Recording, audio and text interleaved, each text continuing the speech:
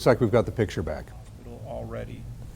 At this time, from a hospital standpoint, we want to absolutely express our condolences to the victims of this who were both shot, as well as the victims who sustained emotional trauma in going through this. We express our condolences to the community in Jefferson County and appreciate both the teachers, the emergency staff, as well as the police departments that appropriately took care of these patients, and hopefully we can get through this together. Thank you.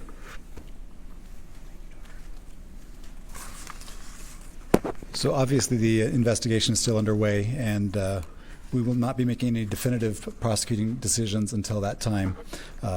Once the investigation is completed, we will be filing appropriate charges, possibly including 3 counts of attempted murder, accounting for the victims that you've heard of today.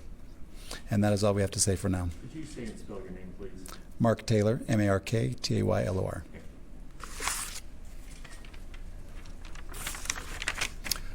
I'm Chad Martin, Superintendent, School District 251.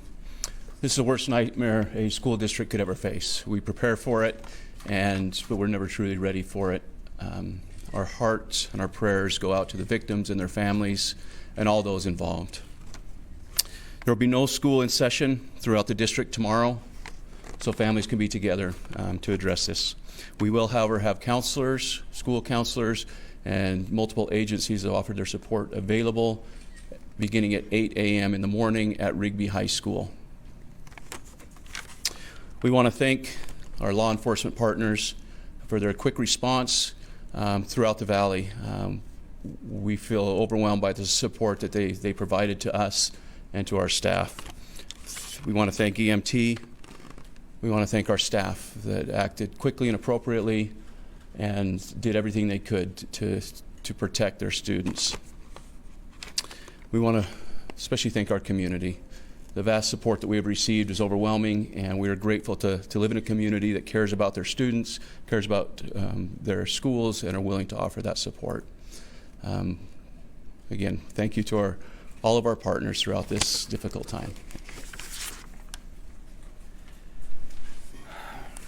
With the statements that have been read, or if I will stand for questions and try to answer them if I can, but understand this is under investigation.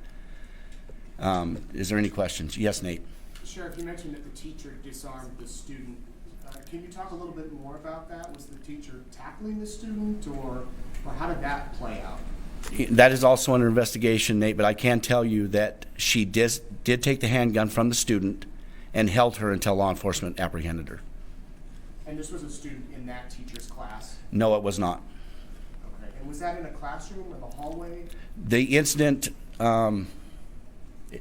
took place in the hallway and outside of the school. Yes.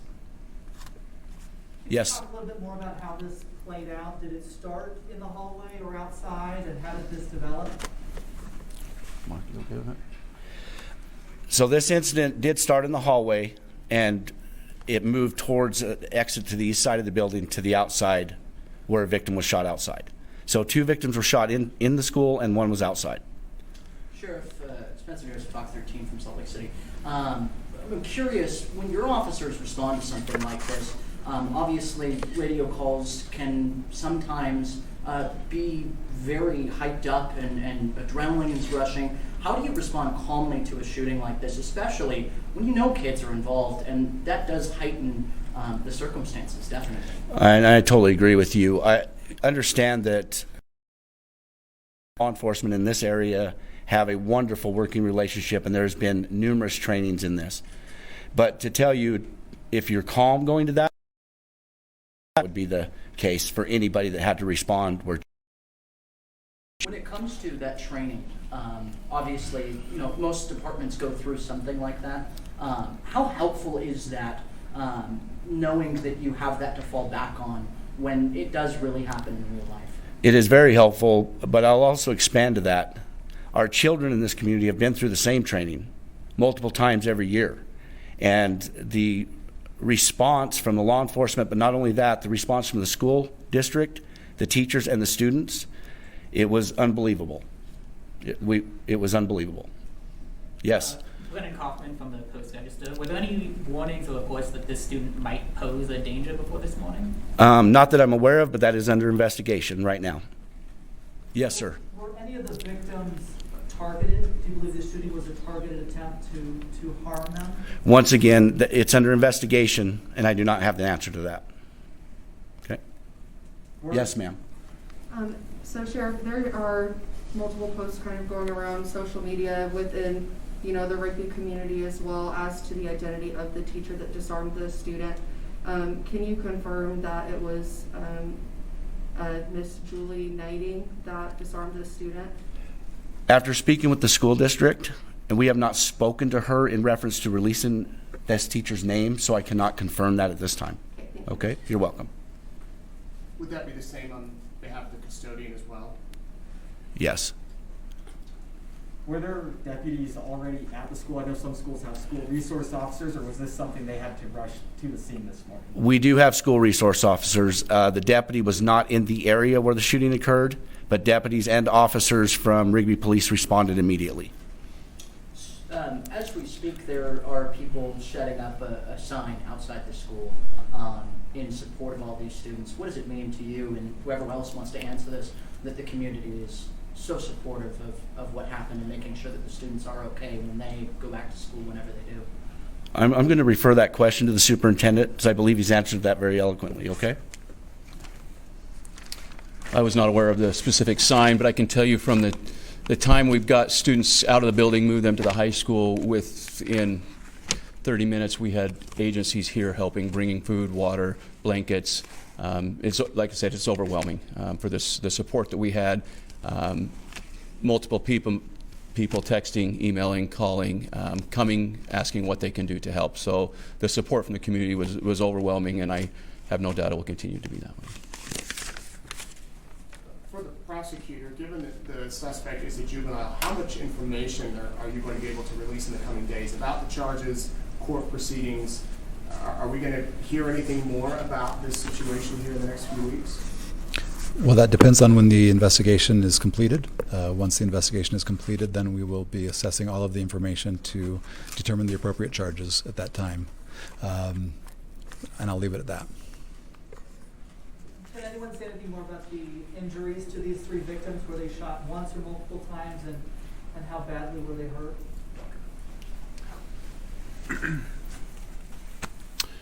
So our adult was shot once as a through and through in an extremity, and able to be released at shortly after being evaluated and treated in the emergency room.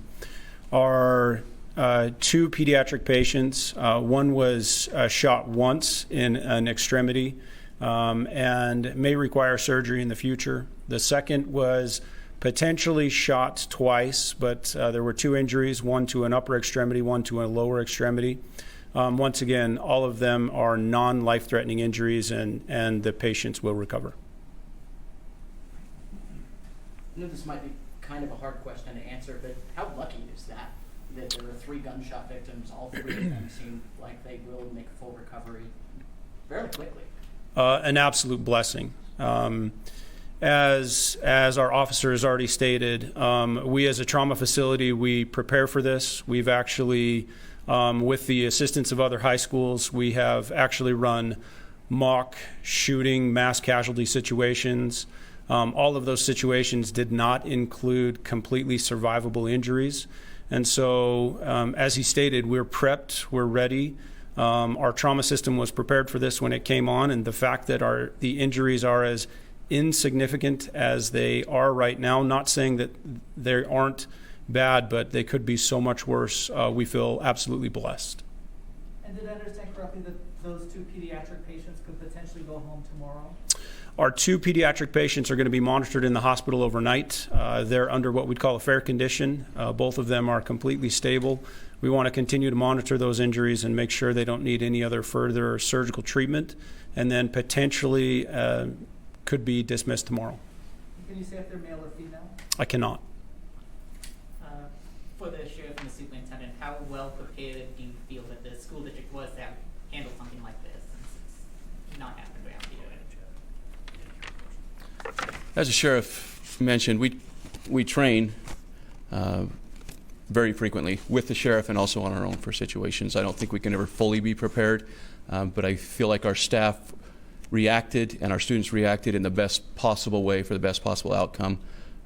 We will obviously take time over the next days and weeks to reevaluate and see where we can continue to improve. But as a whole, I'm very pleased with the way our staff responded. Yes, sir. Can you say what kind of weapon it was? That is under investigation, but it was a handgun. You don't know caliber? No. Do we know where she got it? I do not know that at this time. And what's the status of the suspect? Is she being held somewhere? She is in the Jefferson County Sheriff's Office at this time. So there's reports of a video going around on the social media app, TikTok. Is that something the investigative team is aware of? At this They time? are aware of that, and they are looking into it. Sheriff, how long will your investigators remain at the school? I mean, is it still considered a crime scene? It is, Nate. It's a big school. It's a big crime scene, and they're very thorough, so they'll be there a while. Do we know if there might be any video of this? Are you okay with me answering that? The incident was caught on the school security system, yes. Will that be released to us at some point in time? That'll be up to the prosecutor. During the investigation, no. Not during the investigation. All right. Thank you for coming, everyone. We will update with more information as soon as we have it, okay? Thank you. Again, you've been watching the live news conference where we have learned new information as of this afternoon that 2 of the students shot remain hospitalized at this hour. 1 student was actually shot twice. The other student shot once. The adult who was shot was actually had a wound that was both an entry and exit wound and has been able to go home today from the hospital. The other 2 students remain in fair condition. As for school tomorrow, the school district superintendent says that the schools will be closed, but counselors will remain on scene for any students who wish to speak about what they've been through, and counselors will be there throughout the day to handle any trauma. In the meantime, the notable comments coming from the police include one mention that they are not ruling out an option of possibly filing 3 attempted murder charges against the alleged shooter. So we will have much more to learn from the police as they unravel this scenario again at Rigby Middle School, as that shooting happened today around 9:15 this morning. We'll of course have much more on idahonews.com. Now, let's take a look at some of the reaction from our state leaders. Here's what they have to say about the shooting at Rigby Middle School. Governor Brad Little tweeted, "I am praying for the lives and safety of those involved in today's tragic events. Thank you to our law enforcement agencies and school leaders for their efforts in responding to this incident." And he says he's staying updated on the situation. Superintendent Sherry Ibarra added, "My prayers are with those injured this morning at Rigby Middle School. I am grateful to our first responders and school staff who are working to deal with this terrible incident. I will do everything I can to support the district and the community moving forward." And this is from the president of the Idaho Education Association. "We send positive thoughts to the victims of this tragic incident and hope for their full and rapid recovery. The IEA and our local education associations are ready, willing, and able to provide whatever support is needed for staff, students, and community impacted by today's act of violence."